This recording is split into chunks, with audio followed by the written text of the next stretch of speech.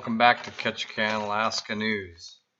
Tonight's segment's brought to you by the Science Society of Alaska, because ignorance is instantaneous and knowledge takes work. Alright, well tonight I want to talk about a couple different things that's happened in the last few days here. First off, I got the letter from the Alaska Department of Fish and Game regarding fishing being considered a critical infrastructure. So this is kind of interesting. You have to abide by the health mandates, of course, but this paragraph here is really, though, it's kind of clarifying. Sport fishing guides and businesses will need to comply with all the issued health mandates to operate in Alaska at this time. In addition, as a critical infrastructure industry, you must take reasonable care to protect your staff and operations during the pandemic. You must submit a travel plan or protocol for maintaining critical infrastructure to, and here's the webpage.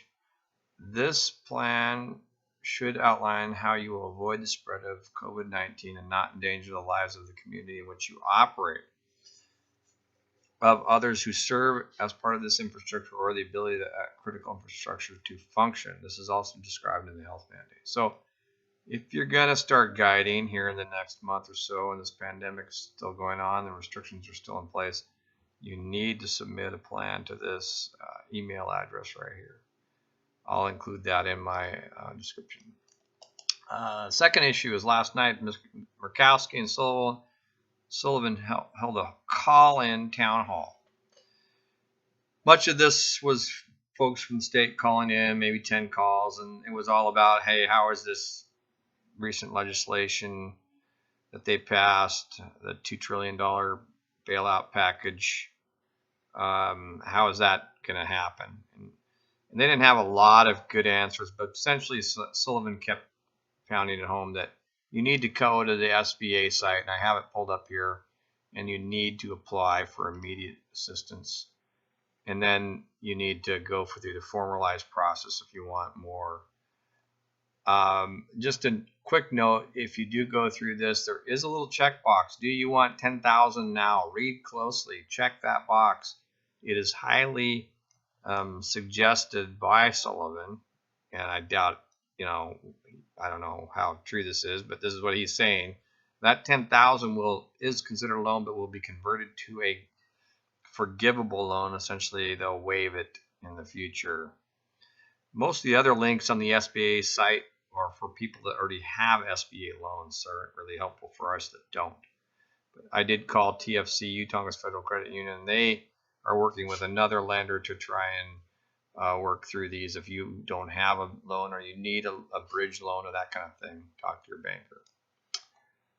Also on that note, the questions last night, they were trying to stay on kind of this, we're solving Alaska's problem.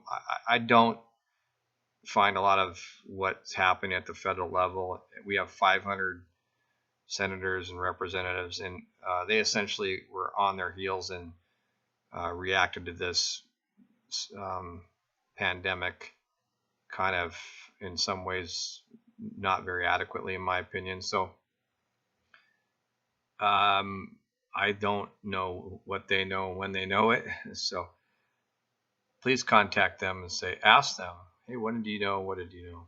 When did you know it? So also last night, the city council met and was supposedly going to consider the idea of whether these ships could tie up here during this time, and they essentially deferred that, didn't even discuss it.